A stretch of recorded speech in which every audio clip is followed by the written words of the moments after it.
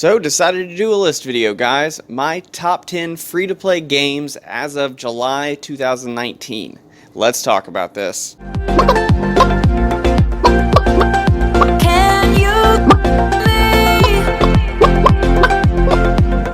This video is brought to you by Player One Coffee. Coffee made by gamers for gamers.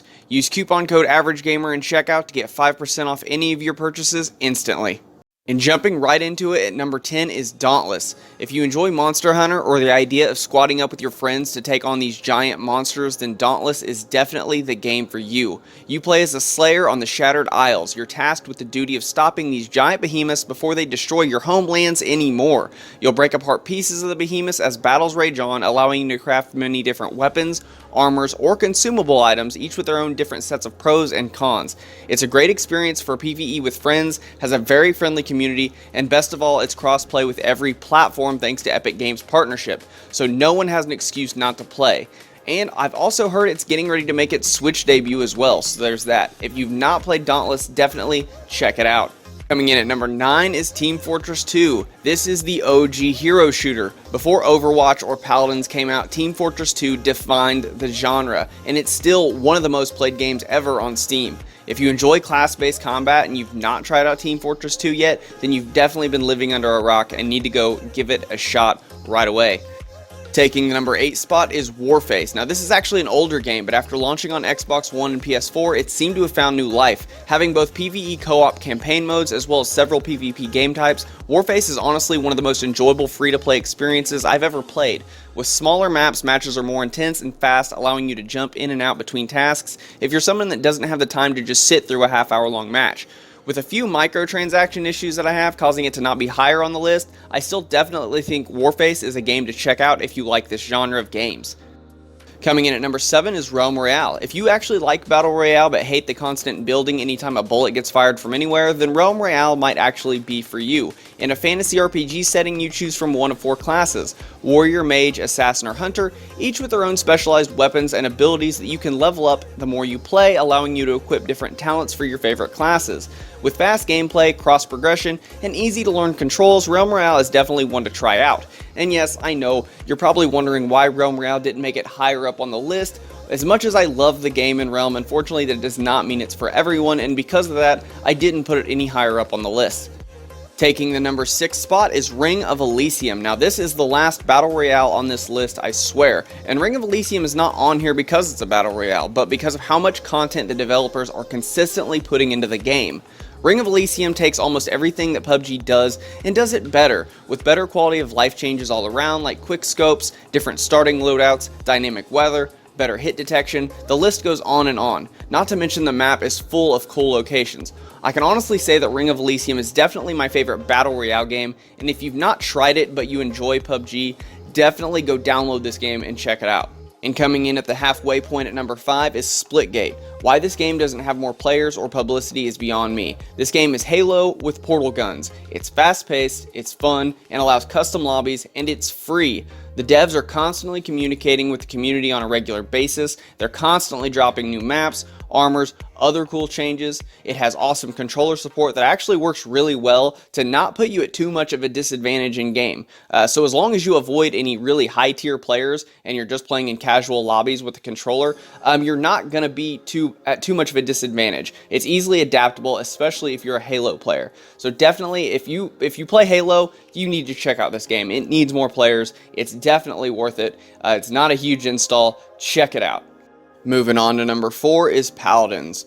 Paladins is my old frenemy. Yes, Hi-Rez and I are not the best of friends. Yes, they almost totally screwed Paladins, which prompted my return to YouTube and actually launched this channel to where it is today. So I actually owe Hi-Rez a lot for their blunders.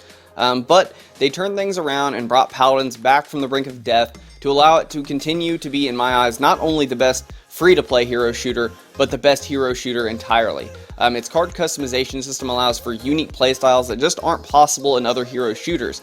High-tier gameplay feels more like an intense, enjoyable chess match that feels more rewarding each time you win.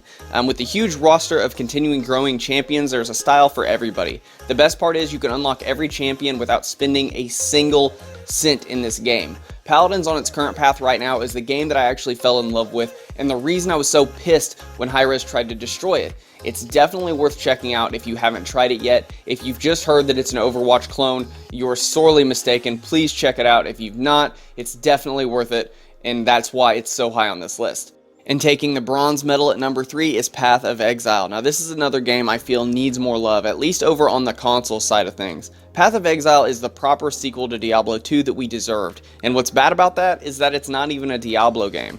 Path of Exile, much like Diablo, is an ARPG with an overhead point-and-click style, but unlike Diablo, it uses a very detailed passive skill tree as you level up, allowing you to make huge contrast in character builds, with skills actually being learned by magic gems that you socket into your items. With 10 fleshed out acts and all sorts of additional bonus quests, Path of Exile is a huge pool of content that's a blast either by yourself or with a group of friends.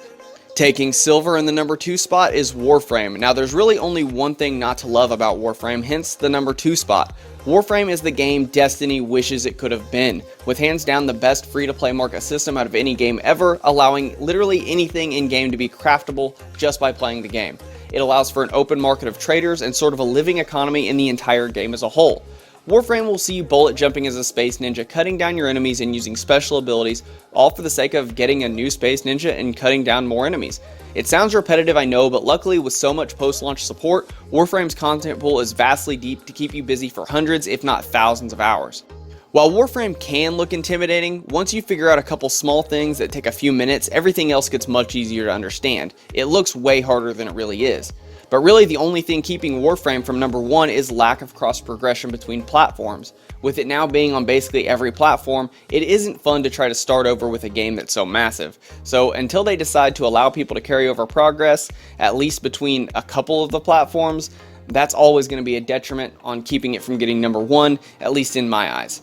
And coming in to take the gold and the number 1 spot is Rec Room. Now this is a game I love because of the possibilities. You can pretty much make anything in this game. It has user created games and rooms, as well as a ton of original games like paintball, bowling, archery, laser tag, adventures, etc., all of which is multiplayer and can be played with your friends. This game just has something for everyone. And while it's primarily a VR game, you can play it without having VR on any of the platforms it's available on. I even heard that it's getting ready to come out on mobile phones so you can play without having VR that way with your friends.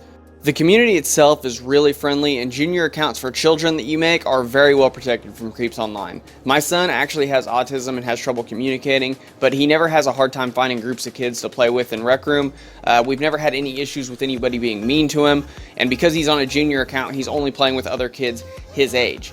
At the end of the day, Rec Room gets such a high spot because it's just seriously a great experience for anybody, regardless of your platform you're on or how old you are. There's something literally for everyone in this game, and I love it for that, and it's incredibly fun, and just all in all is probably the best free game I've ever even seen, let alone played. And there you have it. That is my top 10 list of free-to-play games that are available right now as of July 2019.